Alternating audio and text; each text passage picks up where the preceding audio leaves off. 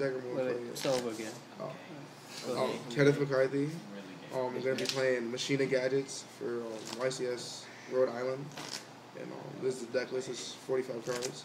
It's 2 Fortress, 2 Gear Frame, 1 Cannon, 3 of each gadget, 2 Effect Veiler, 1 Maxi, and then 2 Track. It's 19 monsters. Spells is Dark Hole, Avarice, 2 Duality, 2 Double Summon, 2 Space, 1 Lance, 1 Soul Taker, Reborn, and Heavy. I think it's like 11 spells. And then traps is 2 Compulse, 1 Phoenix Chain, 2 Torrential, 1 Bottomless, 2 Deep Prison, 1 Mirror Force, 1 Ultimate Offering, 1 Judgment, 2 Warning, and 1 Starlight Road. Extra deck is random at the moment, but it's 2 Gear X, this Stardust, Pearl, Utopia Ray, Fairy thing, Shockmaster, this Gaia Dragon, Papilloperative, Maestro, Marrowgeist, Kachikochi Dragon, Chimeratech, and this is supposed to be Big Eye, but I had to pick it up tomorrow. And then side deck is Fossil Dyna, 2 Gemini Imps, 2 Kaiku, 2 Cyber Dragons, 2 Prohibition, the 3rd Space, 1 Light of Prison, 2 Gozen, 1 Mirror, 1 Mind Crush, and then different Dimension Ground, and that's it. Alright, so why this? What, this one? Yeah, why? Oh, it's for like recruiters, and like if I feel that they have Veiler, it's just quick, and none of my fortresses have to be removed forever because of macro. That's about it. I just don't want like a permanent removal thing on the field, and that's about it. But what about like a Shadow Prisoner Mirror or Macrocosmo? Will you use that over? Not really. I mean, only need 1 turn for them not to go off.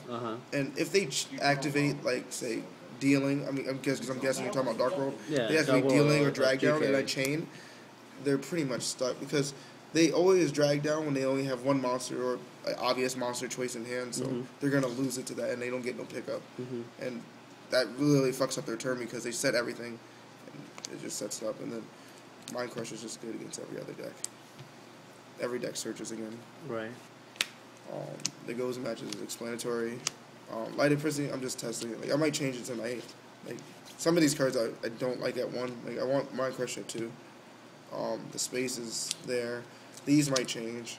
They're good, but I don't like waiting. These are staying. Kaikus are just good. And I might bump up Gemini Imps to 3. And Fossil Dyna at 1 just works for me. So the cards that you don't use, what you put in and take out?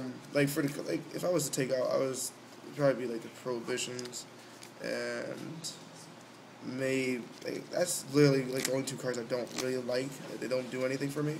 So I might put in like the Mind Crush or the 3rd Gemini Imp. But I mean, there's a lot of side choices. Like I could put Shadows in. I could put like 1 Shadow to go with the light. I could put another one of these in there, so it's like. It's even in the drawing, but it's hard to side deck with gadgets now because there's so many decks like out. Can't really side deck the same anymore. What do you have out for like System Down or Cyber Dragon? Like what kind of out do you have for that? Nothing.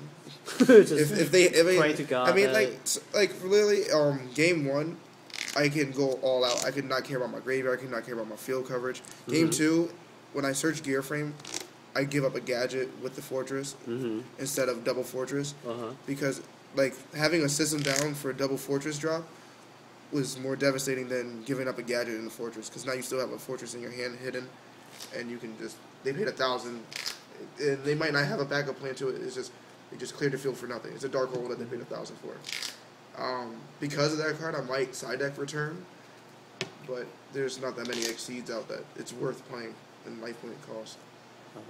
But yeah, like Cyber Dragon, that's just gonna happen because that's just a normal card, and I don't play double bottomless, so if they get it off, they get it off. But they only have 1, so if they do it early, they're gonna lose. If they do it late, it shouldn't matter because I should have Deep Prisons, Mirror Forests, and Torrentials. Right. So like that card doesn't affect me. It's just the System Down, and that's it. So I'm not really scared of those. What is your worst matchup for this deck? Any deck with skill drain and. So it's like GK or Heroes. Dark World. Like Dark World, not. Yes and no, because Dark World letting me get pieces is different from them getting skill drain, because they can play 2 skill drain and I can draw a Fortress and they have to deal with it because it'll just pop the skill drain. But not Gravekeepers, Heroes, like they're 19 beaters and I'm refusing to play another bottomless, so they have a better matchup against me with skill drain, and I don't main the 3rd space, so I have to save my spell cards. Both decks is control deck in a sense. Dark World's faster, but they are sloppy fast, because they can forget a card I have in hand and just worry about gadgets and just mind crush the gadgets. But holding a space or hiding a space against Dark World is more devastating than holding it against E-Heroes, because they have a card called Miracle Fusion that they can top deck, and I can never beat a monster that big.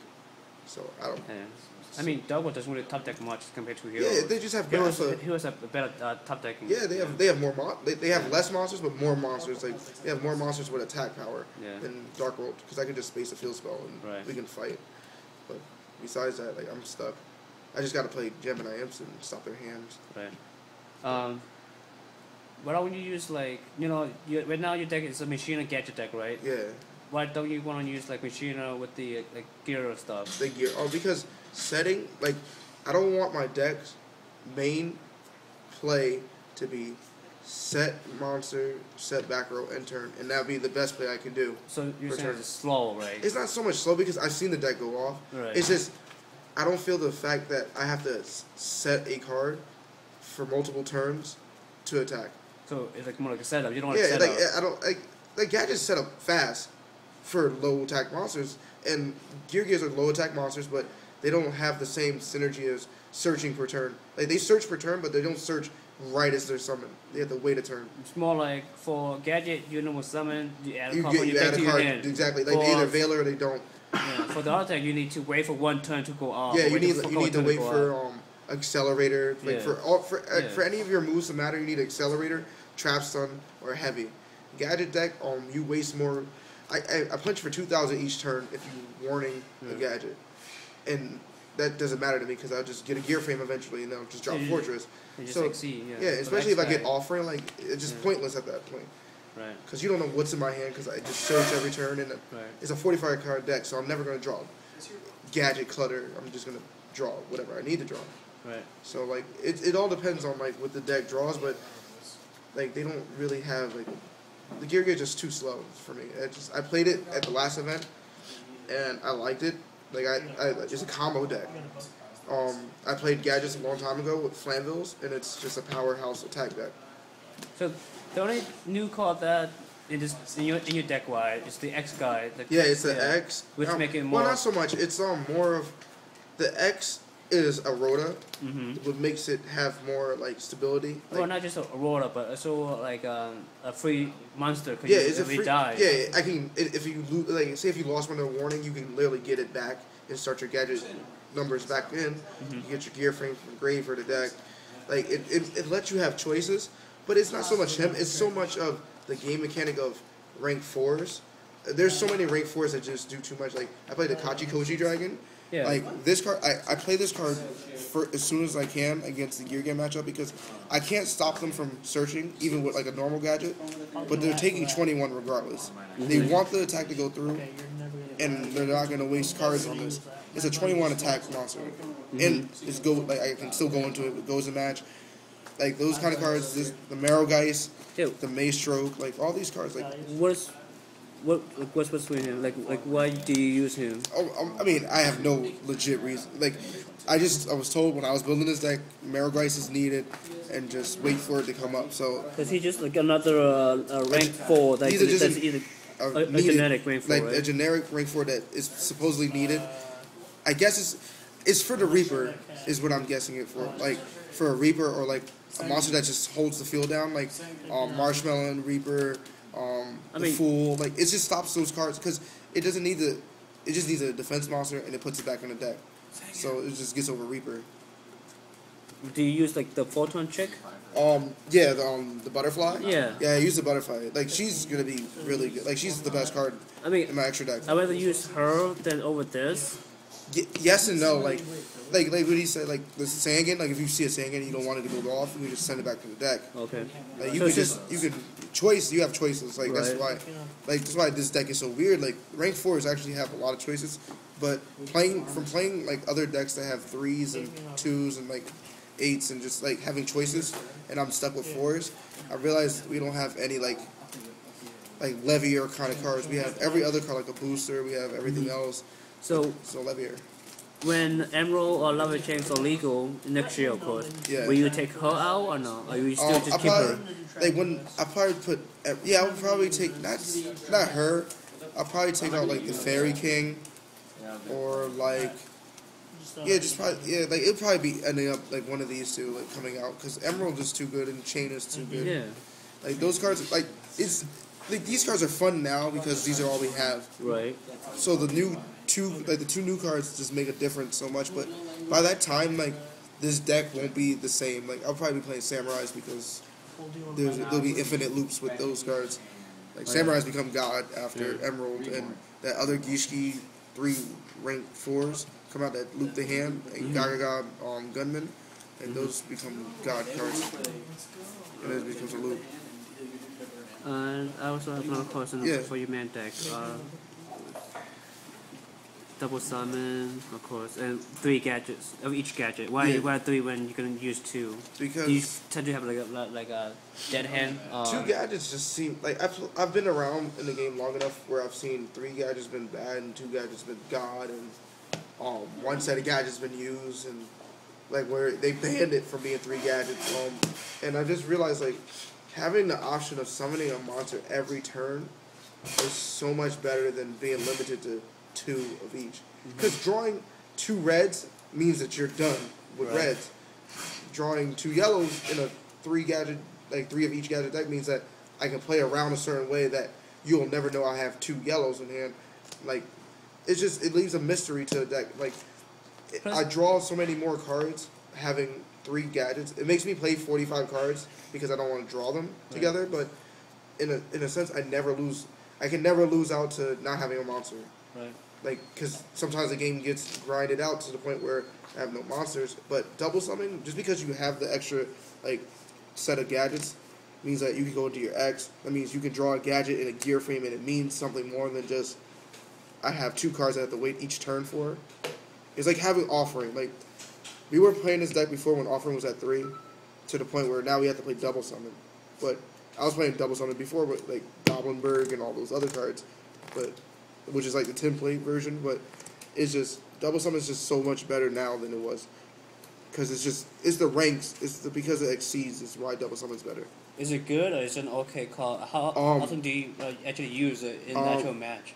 If I get it first turn, it helps me set up. Like with a Gear X, I can bait out Veilers, like especially if I draw 2 gadgets. Right. Like they're wasting more cards than I am because the gadget replaces itself. Late game, having gadgets in hand, because I'm always gonna have a gadget in hand. Top decking double summon means I'm gonna beat your field, because you can have like you just wasted your whole hand making 1 monster to get over my full field, and I'm at 0, but I have a gadget and I'm top decking. Means that the gadget that's gonna get another one is gonna beat over it because I have a double summon to make an exceed automatically. And as long as I play my exceeds the right numbers, I'm always going to win. And it's always good late game. Like, especially with gadgets. Like, if you have average double summon, you're going to win. There's no way you'll lose. Well, plus, double summon with the Emerald is amazing, too. Yeah. Yeah. I mean, like, that is just ridiculous at one point. Like, because then you start just... It's like cheating, because then you just have all these options. You have more options and more moves to play. Yeah, like, by that time, like, I'll probably be playing more Machinas. And like, I'll probably go to... 2 gear frame, 3 fortress, 1 cannon, or probably like 2 cannon. Because like I feel like playing 2 cannon is better, but it's just when you play the deck, you notice that drawing cannon sucks. But as long as you have a gadget, you can just grind it out until you get the X that gets the gear frame. It does this, and if you have double summon with that, it makes that hand that looks like cannon gadget crab card double summon crab card. Makes it so much better because now you have a way to get that cannon live. which is searching out the gear frame, getting the fortress, and now you can set up because you can waste a gadget because you have a double, you got more. It's just like this deck just became more number savvy, and it's better that way. And this card's underrated, is what I'm basically saying. Yeah. This card's really good. Do you have any last comment for your deck or any shout out that you want to make? Hanse Aguero for giving me the deck idea, and that's about it. Alright. He gave me the deck idea. Alright, thanks. No problem.